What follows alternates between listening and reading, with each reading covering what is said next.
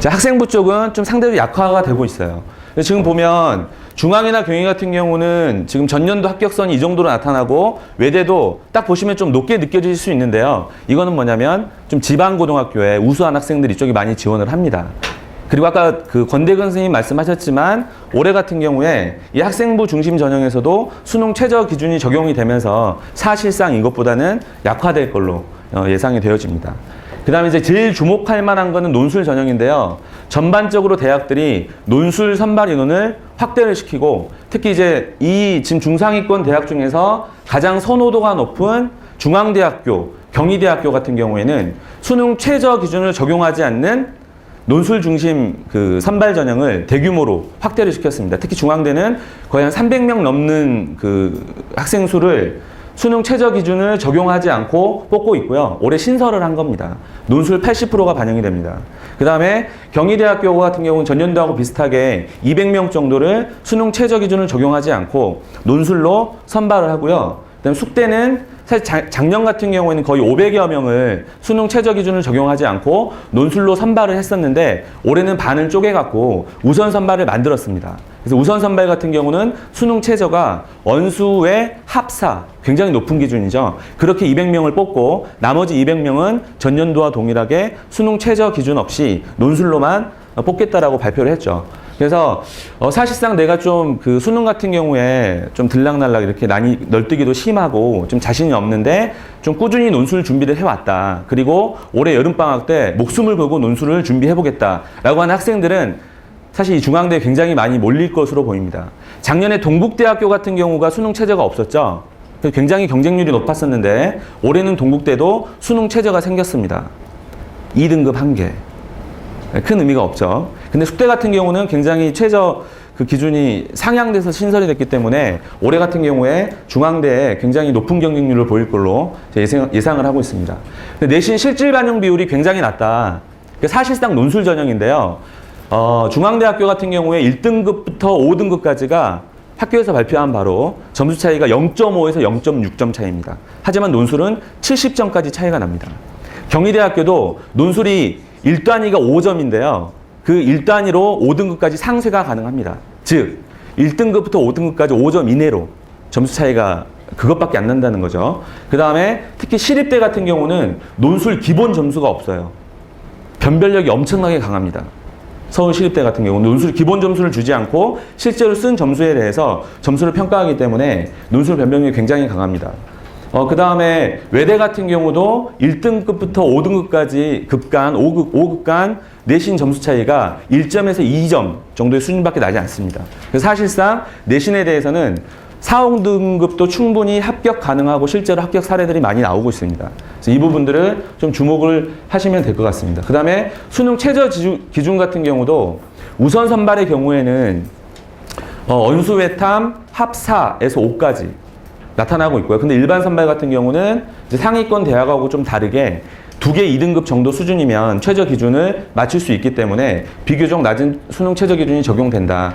그래서 이 중상위권 대학들, 중앙대학교, 경희대, 외대, 시립대, 건국대, 동국대, 숙대 이런 대학들은 이제 준비되어 있는 분들은 이쪽에 한번 전형을 상세하게 보시면서 노려보실 만하고요. 논술 전형은 실제로 논술을 철저하게 준비하면 충분히 가능성이 있다. 내신이나 수능이 좀 낮다 하더라도 지원해 볼 수 있는, 도전해 볼 수 있는 전형들이 상당히 많이 포진해 있습니다.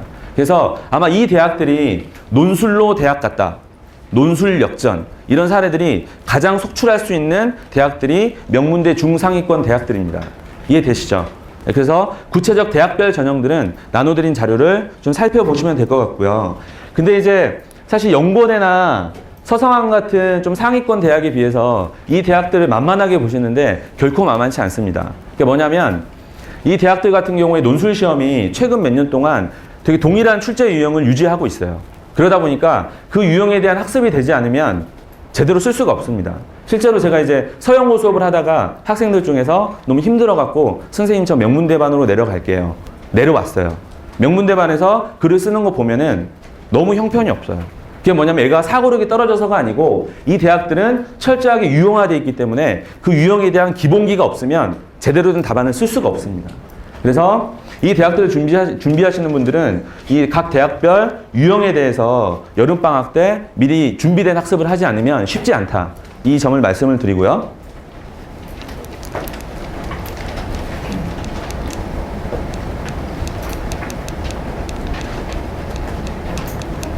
각 대학들은 나눠드린 자료를 보시면 됩니다. 그래서 제가 방금 말씀드렸던 것처럼 가장 중요한 것은 유형에 대한 기본 학습입니다. 그리고 저희가 최근 4년 동안 기출 문제들을 분석을 하다 보니까 이른바 서성안을 포함해서 명문대권 대학들이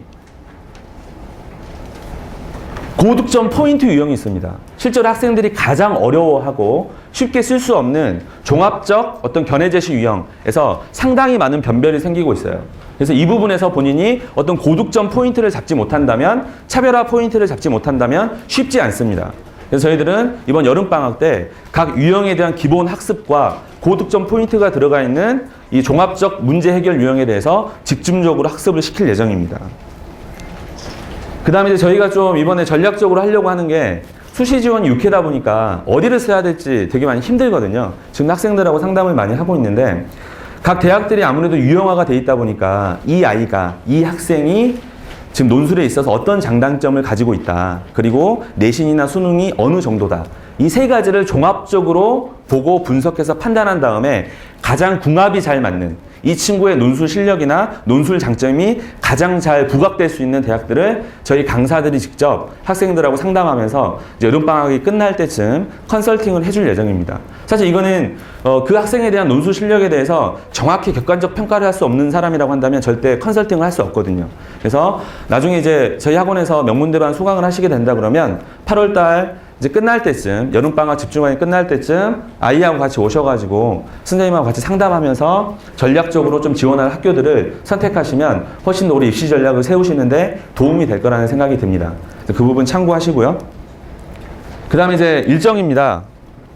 아까 이제 대학들 중에서 수능 직후에 보는 학교들이 있죠. 서강대, 성균관대, 중앙대, 경희대는 수능 끝나고 하루 이틀 있다가 시험 봅니다.